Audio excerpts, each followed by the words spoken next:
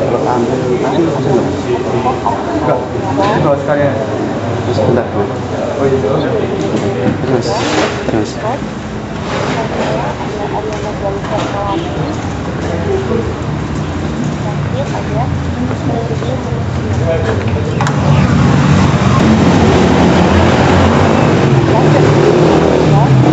terdapat ibu hamil yang belum memenuhi standar pemeriksaan kandungan minimal HMC secara lengkap.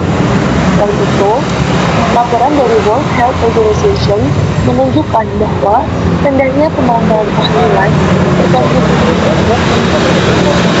komplikasi pada ibu dan bayi.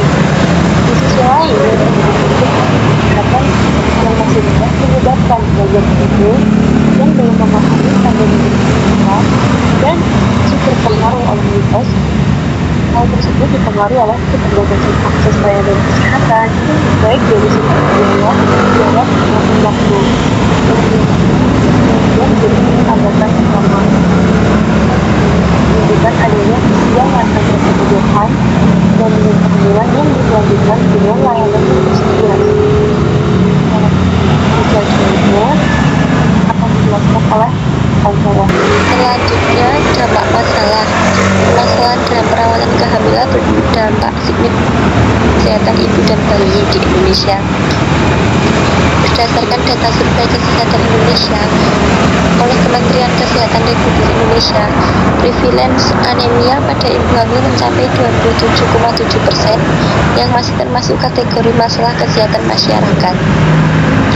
Sebanyak 16,9% ibu hamil mengalami kurang energi kronik yang beresiko menyebabkan bayi lahir dengan berat badan rendah. Ketika prevalence obesitas mencapai 23,4%, yang meningkatkan risiko komplikasi kehamilan seperti hipertensi.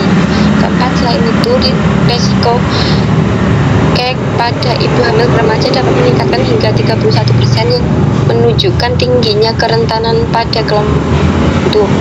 Kondisi ini menunjukkan bahwa kurangnya pemantauan dan pendampingan kehamilan dapat menyebabkan keterlambatan deteksi risiko yang berdampak jangka panjang pada kesehatan ibu dan bayi. Target market. Bunda Care menargetkan segmen yang memiliki kebutuhan tinggi terhadap pendampingan kehamilan. Target utama, ibu hamil trimester 1-3 yang membutuhkan pemantauan rutin secara awal kehamilan, ibu hamil pertama, first time mothers yang masih minim pengalaman dan pengetahuan, kelompok ekonomi menengah ke bawah yang memiliki keterbatasan akses layanan kesehatan. Target sekunder, ibu pasca melahirkan 0-6 bulan yang masih membutuhkan pendampingan dalam pemulihan dan perawatan bayi. Segmen ini dipilih karena memiliki tingkat kebutuhan yang tinggi terhadap edukasi, monitoring, serta pendampingan yang mudah diakses dan berkelanjutan. Selanjutnya akan dijelaskan. Baik, berikutnya adalah solusi. Jadi Bunda Care adalah platform digital yang memberikan pendampingan kehamilan secara berkelanjutan, mudah diakses dan berbasis informasi medis terpercaya. Fitur utama yaitu pengingat pemeriksaan kehamilan, setelah itu chat bidan untuk konsultasi harian, monitoring kondisi ibu dan janin, edukasi kehamilan yang valid, dan deteksi dini resiko. Keunggulan praktis melalui smartphone, terjangkau untuk semua kalangan, mendukung perubahan dari perawatan reaktif menjadi preventif. Berikutnya adalah transformasi impact. Jadi Bunda Care ini mengubah cara ibu menjalani kehamilan dari reaksi menjadi proaktif. Melalui pendampingan berkelanjutan, ibu tidak hanya mendapatkan layanan tetapi juga mengalami perubahan perilaku dalam menjaga kesehatan diri dan janin. Transformasi yang dihasilkan dari tidak rutin menjadi rutin melakukan pemeriksaan, dari kurang paham menjadi lebih sabar dan teredukasi, dari terlambat menjadi lebih cepat dalam mendeteksi resiko. Bunda Care tidak hanya membantu saat terjadi masalah, tetapi mencegah resiko sejak dini melalui sistem yang terarah dan mudah diakses. Baik, selanjutnya akan dijelaskan oleh rekan saya. Selanjutnya ada transformasi user before after. Sebelum, pemeriksaan hanya dilakukan saat ada keluhan. Yang kedua, kurang memahami kondisi kehamilan. Yang ketiga, mudah percaya pada mitos atau informasi tidak valid.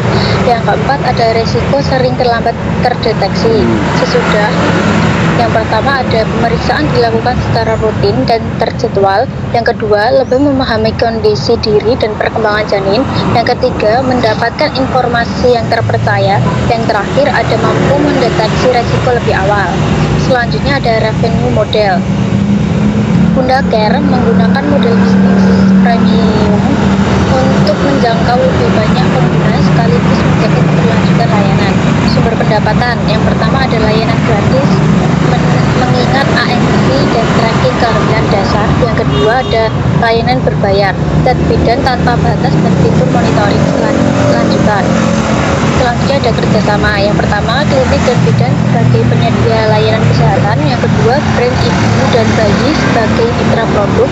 Yang terakhir ada pemerintah dan NGO untuk program kesehatan ibu dan anak.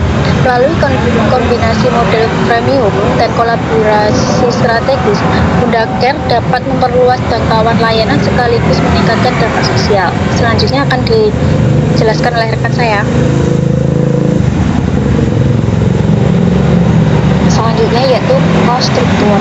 Biaya utama dalam yang pertama yaitu teknologi, pengembangan aplikasi, server, dan maintenance system.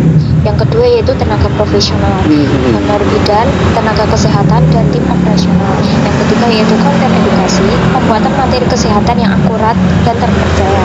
Yang keempat, pemasaran, promosi digital, dan kampanye awareness. Operasional, administrasi, dan pengelolaan layanan harian. Kemudian yaitu referensi sumber penelitian. Jadi berikut yaitu sumber dari penelitiannya. Sekian presentasi dari kelompok 5.